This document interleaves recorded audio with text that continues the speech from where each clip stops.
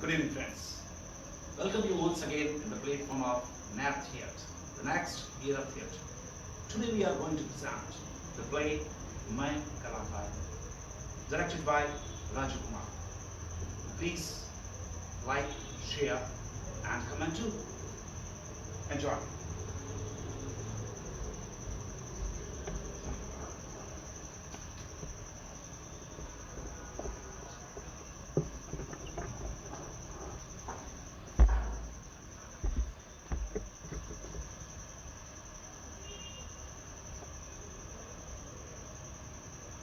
एक गर्दन पे सैकड़ों चेहरे हैं और हर एक चेहरे पे हजार अफसाने। बर्फ सी जम गई है सीने में, इन्हें गर्म सांसों से पिघला दे, क्योंकि रोशनी आ भी सकेगी और अंधेरा जा भी सकेगा।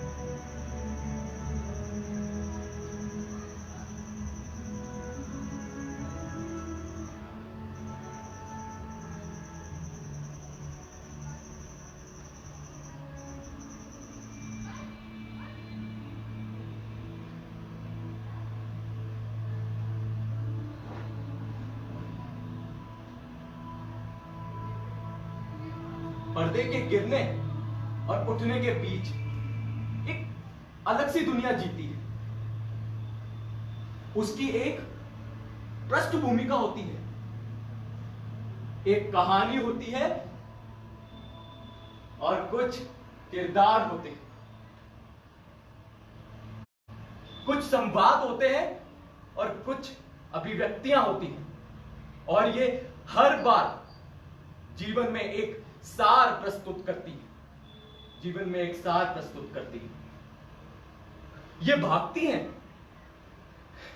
ये हाफती भी हैं, ये थकती जिंदगी में एक हास्य को पैदा करती है। इसकी जिंदगी में एक छोटे से पल में एक मार्मिक कहानियां भी बयां करती है। ये कलाकार, इसकी कहानियां जिज्ञासा से भी बड़ी और कई कहानियों में रोमांच, रोमांस को एक चरम सीमा तक पहुंचा देती है और बता देती है कि एक कलाकार क्या होता है, और बता देती है एक कलाकार क्या होता है? जब वो एक किरदार निभाता है तो लोग उसे जिंदगी भर याद करते हैं, और एक कलाकार, उसे लोग बेइंतहा मोहब्बत करते हैं। वो होता है कलाकार। जब जब जब एक कलाकार, एक दर्शक देवदास को देखकर दुखी हो जाता है, तो वो होता है कलाकार। जब एक कलाकार की आंखों में नमी आ जाती है जब वो मोहनदास का किरदार देखकर रो देता है, ये भी करिश्मा है ना। ये एक मंच पर इतने सारे कलाकार और अपने जीवन का रंग छोड़ देते हैं, रंग छोड़ देते हैं। शायद इसलिए इसे रंग मंच कहा गया है। शायद इसलिए इसे रंग मंच कहा गया है।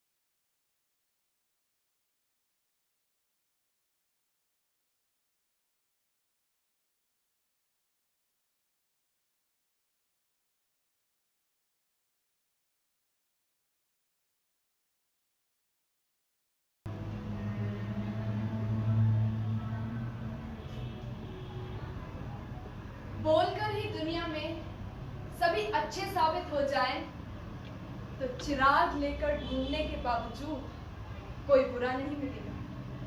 दुर्योधन, रावण, कंस आदि तो बोलकर प्रमाणित करते रहे थे कि अच्छे लोगों में वे सिर्फ बोल हैं।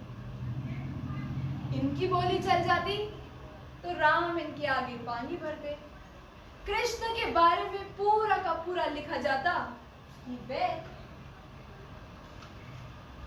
एक्टर बनकर दूसरों की पत्नियों पर डाका डाल रहे थे।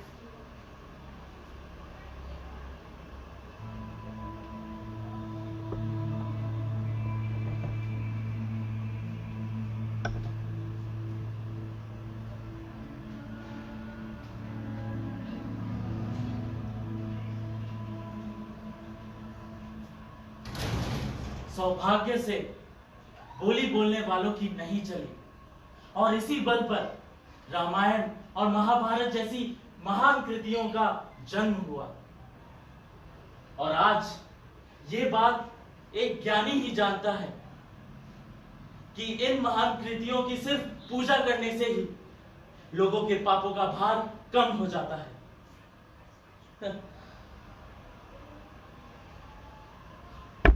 एक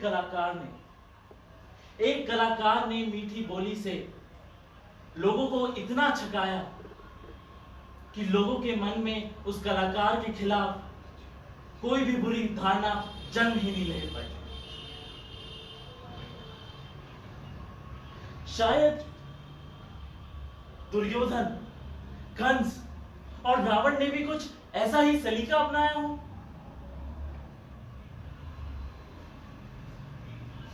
अर्थात उन्होंने भी शुरुआत में ऐसे ही मीठी मीठी बोली बोली हो और लोगों को यह विश्वास दिलाया हो कि अगर रामायण और महाभारत जैसी महान कथाओं का निर्माण हो तो उनका रोल सिर्फ और सिर्फ हीरो का होना चाहिए।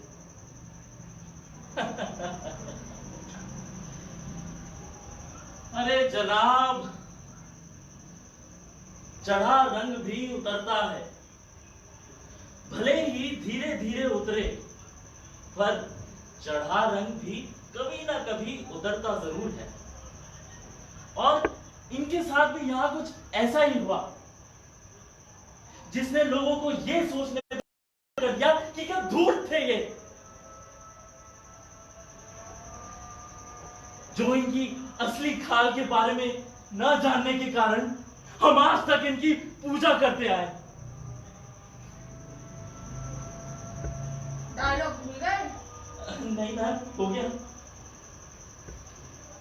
एक्टर बनना है? हाँ, डायलॉग याद करना सीखो। ये लो।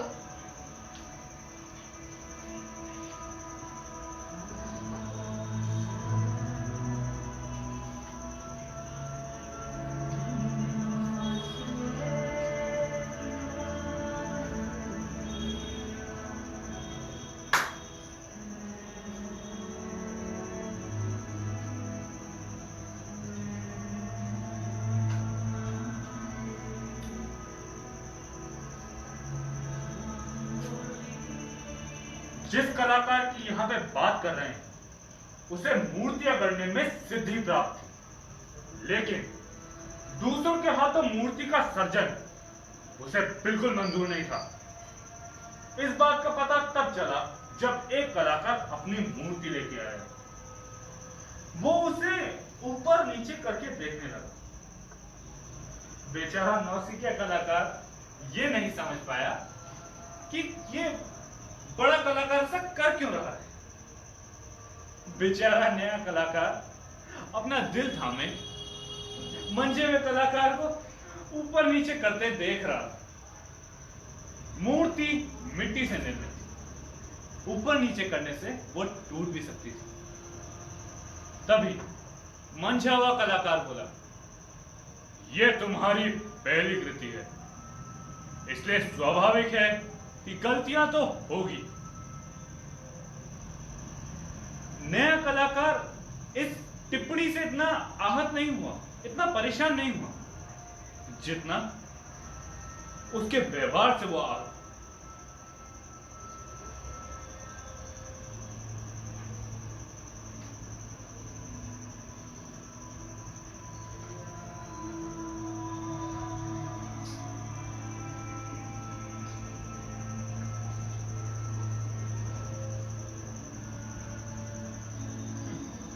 नौसिखिया कलाकार संभालते हुए अपनी मूर्ति को घर ले गया और समला वो कलाकार दम से कुर्सी पर बैठ गई। उसकी बोली तो बहुत मीठी हुआ करती थी, माने शहद से भी मीठी, पर बोलना तो चाहिए था। बोली तो आती है मन कलाकार का, और बोली तो और भी कलाकार ये तो ऐसी बात हो गई कि सोने पे सुहागा से कई हद तमदाह मुहावरे से रुचि कोई नई रचना करनी चाहिए।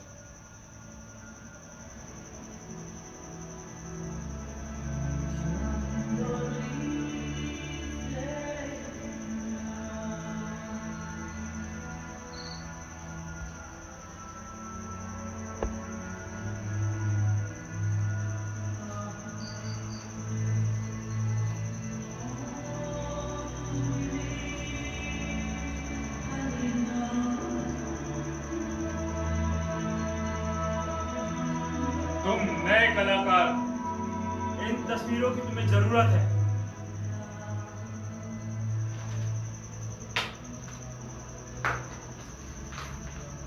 लोग मीठी बोली सुनकर प्रतिक्रिया स्वरूप कहते कि भगवान ने कला रचना के लिए हाथों में जितनी शक्ति दी उससे कई ज्यादा शक्ति मीठी बोली बोलने के लिए दी। वैसे कलाकार भगवान के मामले में अंदर ही अंदर से थोड़ा किरकिरा था। क्यों?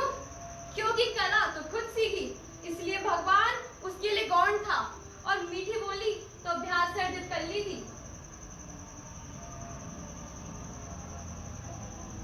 पर लोग जब भगवान के साक्ष्य में उसकी कला और बोली को मापने के आदी हो चले थे, तब उसे अपना सिरफिरापन अपने भीतर दबाए रखना जरूरी लगा।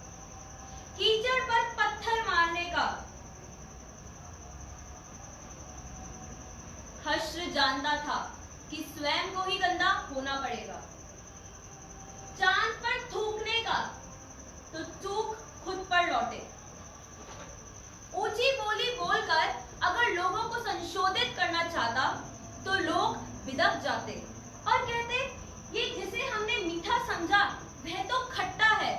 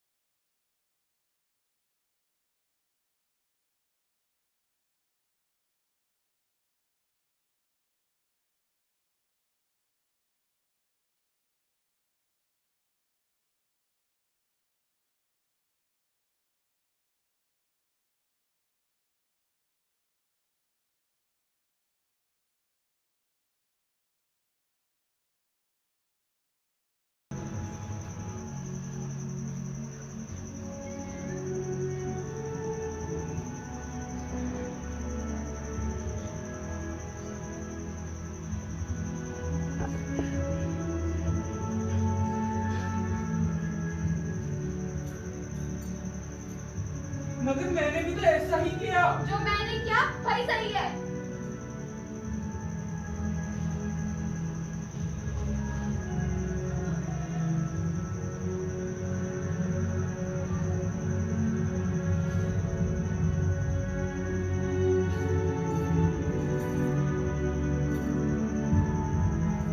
मगर इसमें तो रंग मेल ही नहीं खा पा रहे। जो मैंने किया वही सही है।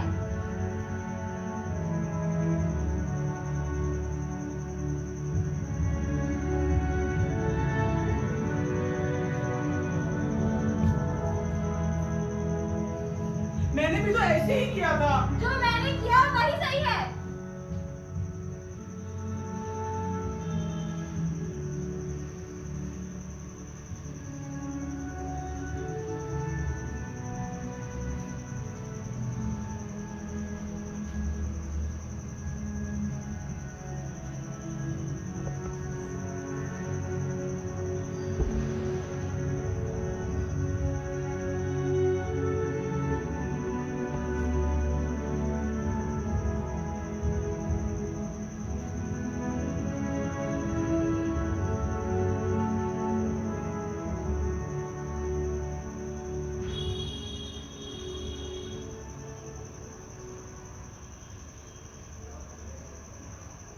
विघटन की कष्टमय प्रक्रिया, आघात देने वाले सहज प्रति, हवा सांस में ली, हवा में सांस ली, तब गाकर उभरी, कलाकार मकबूल के भीतर पसरी शून्यता, व्यक्त न कर पाती कोई ज्यामितिक आकृति, जिसे छोटा लगता हर कैनवास, फीका पड़ता हर रंग और माप न पाता कोई दर्जी, जिसके बेतुके आकार को, व्योम से विस्तार को, सांस्कृतिक निरक्षरता कौंध जाती, कला के गूढ़ रहस्यकारों के चेहरों पर मानो वक्त की आधी सड़ी पीठ पर मरा हुआ एक कबूतर बैठा हो।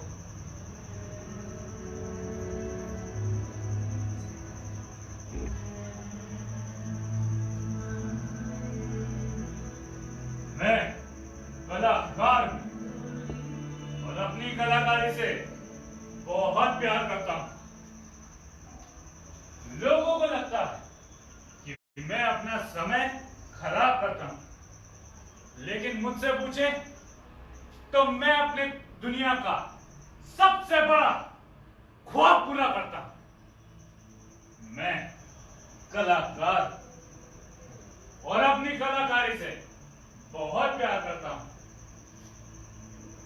लोगों का मानना है कि सरकारी नौकरी, जी हां, सरकारी नौकरी सबसे अच्छी है, लेकिन कोई मुझसे पूछे तो जिस नौकरी में आप खुश हैं वो नौकरी सबसे अच्छी है। मैं कलाकार अपनी कलाकारी से बहुत प्यार करता हूं। मेरे लिए जो एक जिंदा कबूतर है वो आपके लिए शायद मरा हुआ कबूतर है।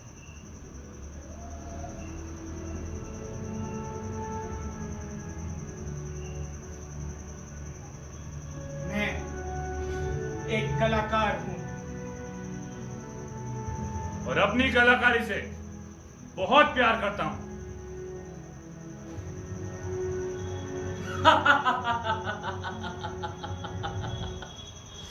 I feel so great, so powerful. मतलब अभी मैंने सिर्फ 20 खून किए हैं और अभी से इतना रुबाब है, इतना अटेंशन मिल रहा है मुझे। अरे अभी तो 5 मर्डर और बाकी है। उसके बाद मेरा नाम ब्लैकलिस्ट में आएगा। ब्लैकलिस्ट तो जानते ही होगे ना, द वर्ल्ड्स वर्स्ट क्रिमिनल्स।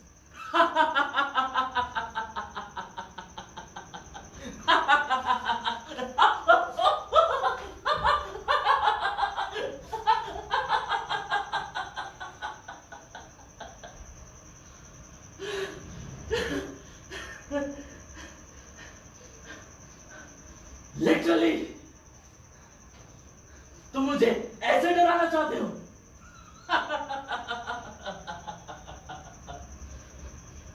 अरे ये मार तो मैं बचपन से सहता और देखता आया हूं। जब मेरा बाप मेरी मां को और मुझे बेदर्दी से पीटता था और मैं कुछ नहीं कर पाता था। I felt so useless.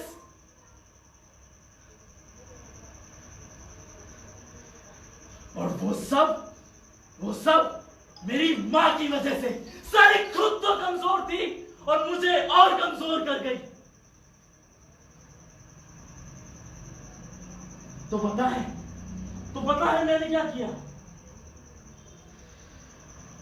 मैंने अपने इन्हीं हाथों से अपनी मां का गला घोट घोट के मार दिया।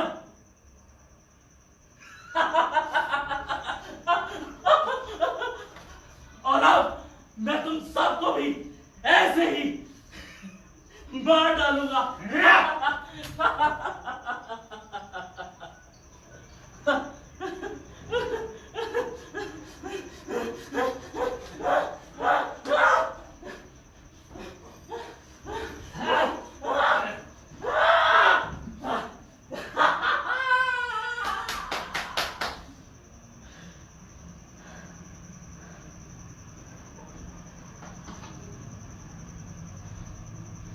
कोई गलती नहीं थी तुम्हारी,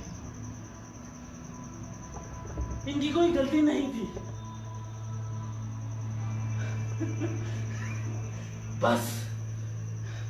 बस मुझे मजा आता है जब मैं किसी की आंखों में अपने लिए डर देखता हूं। मुझे मजा आता है जब मैं लोगों की चीखों से भरी आवाजें सुनता हूं। मुझे मजा आता है जब मेरे मुंह पे वो खून की बूंदें टपकती हैं। एक सुकून सा मिलता है मुझे।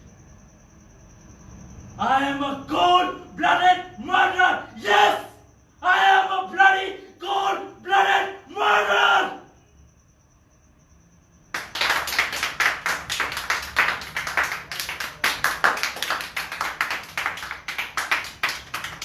ये था एक दमदार अभिनय हमारे कलाकार का। ये कलाकार हमें अपने अभिनय से हंसाता है, रुलाता है और आखिर में ये इंतजार करता है दर्शकों की तालियों का।